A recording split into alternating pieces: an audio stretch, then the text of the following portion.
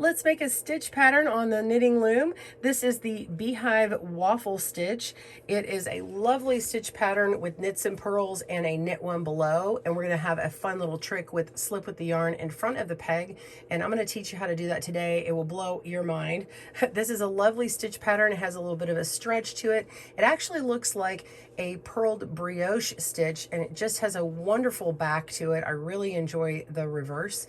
And I think it's fun to play with the different gauges to get a different feel and look from them. So if you want to change your loom gauge on this, feel free to play it up. This is a stitch pattern and you can make it your own and try different ones. You don't have to use the gauge that I use in this video, but this is the stitch video on the Beehive Waffle. Let's jump right in.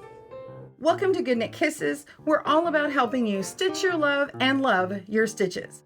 To get the written pattern on the stitch pattern and also a chart, click on the video description and the links below. We also have patterns on making a 12 by 12 or a 7 by 9 square if you're going to be working on squares for Warm Up America. So all those patterns will be in the video links in the description below.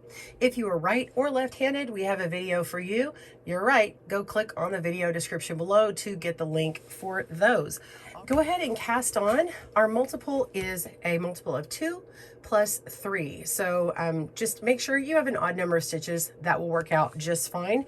I have casted on for my 7.5 width, or actually it's about 7 width. This is 29 stitches. Well, this one's actually 27, but in order to get it to the 7, I'm making it 29. So your stitches are cast on 29 for a medium weight yarn for 7 inches. And if you want to do the 12 inches, just cast on 49 stitches. So you're going to need to cast on. I've started here and ended here. My row 1 will begin on this side and work in this direction. If you want to go in the opposite way, just look at that other video link in the description below to get that. We're going to be working in a flat panel, and your loom can be in the round, you know, connected like this, or it can be working straight. It doesn't really matter. It doesn't have to use this loom. Now the loom I'm using is a small gauge loom with a medium 4 weight yarn, but you can change it up by using the same yarn in, say, a larger loom, say a regular gauge loom, or a even a large gauge loom with this yarn, and just play with it and see what you think. And your stitches might look a little bit closer and more open like this one.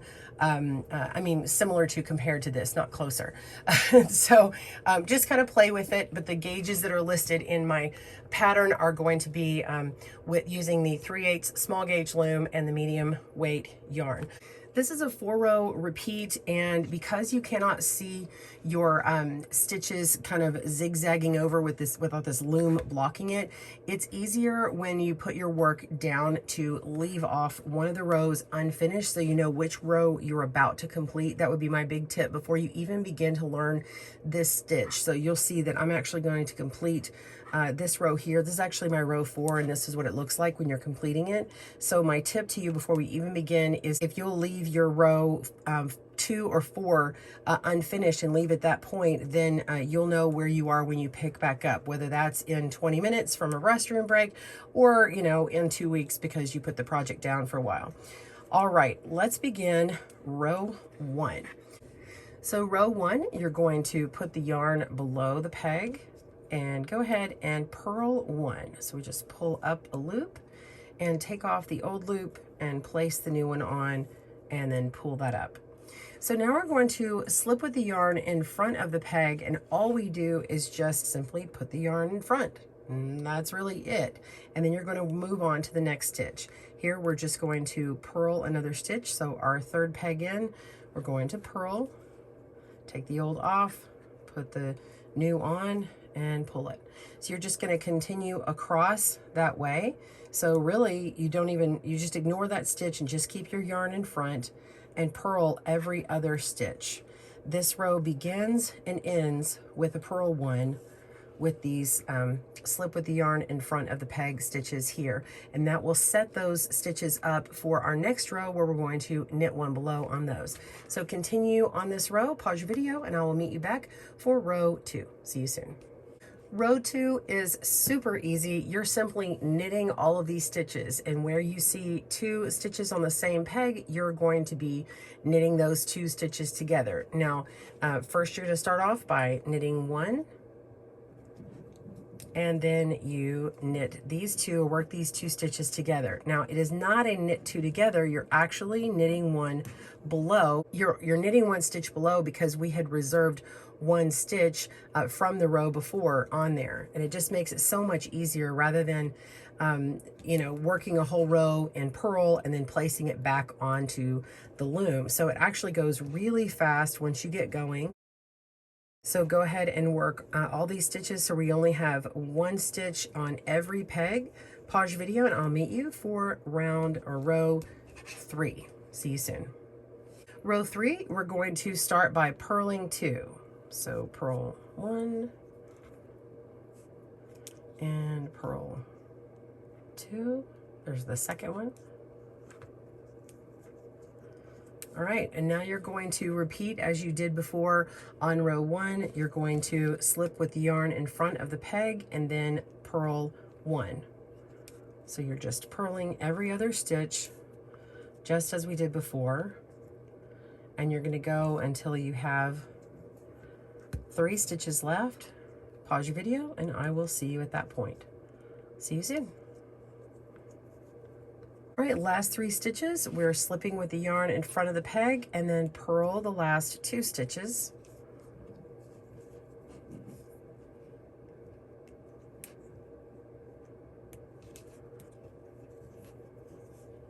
Oops. All right. And now we want to begin on row 4. Row 4 is going to be, as we did before, we're just going to be knitting all of these stitches, leaving 1 peg or 1 stitch remaining on each peg. So we're knitting 2, and you notice row 3 ended with a knit 2, just like we had, or yeah, with a purl 2, just as we had begun with a purl 2. So they're even on both sides. So go ahead on row 4, just knit all these stitches. Of course, we're using a U-wrap knit technique. You can use a regular knit, or some people call it a reverse purl. I would not do a flat knit on here. Make sure you're being loose with your U-wrap knit stitches, or else these are going to be way too tight. And just continue on. And pause your video and I will meet you back at the end of this row. And do yourself a favor and go ahead and leave the last 3 stitches unworked. We'll see you at that point. See you soon. All right, we're down at the end of row 4 and we have these last few unworked stitches. Now this is where I'm going to go back to my original tip, which is if you want to lay your work down, go ahead and stop it right here, whether you're at the end of a row 4 or a row 2, and then that way you know where to pick back up on the next go round. So you're going to repeat rows 1 through 4 until you get to your desired length. Remember that your loom is going to be a little bit tighter across on the stitches and you want to be pulling downward to measure accurately, but the most accurate is to go ahead and knit off of these last 3 stitches, pull it off from scrap yarn, go ahead and lightly block your work and measure, and that way you know it's accurate. If you need any help for wet blocking or steam blocking, I've got some videos down in the description down below if you want links for that. But in the meantime, just continue repeating these 4 rows. When you're ready to bind off, make sure that you're on this side over here and you're ready to do a purl row, and you're just going to bind off knitwise on that row. You're not going to continue slipping with yarn front or anything like that. Just bind off as you normally would and you are complete. I hope you enjoyed working this Beehive Waffle stitch. It is so pretty. Be sure and try it in different gauges, different loom gauges with your yarn, and you'll see how your stitches kind of widen up and get a little bit more open and bigger, just depending upon your yarn and your loom used. I would love to know which is your favorite, so click down below and comment below and let us know, or send me a tag on Instagram, tag me at GoodKnitKisses. I would love to see what you make with yours. Thanks again and happy looming. We'll see you soon. Thanks for joining us today, where we help you stitch your love and love your stitches. See you again soon.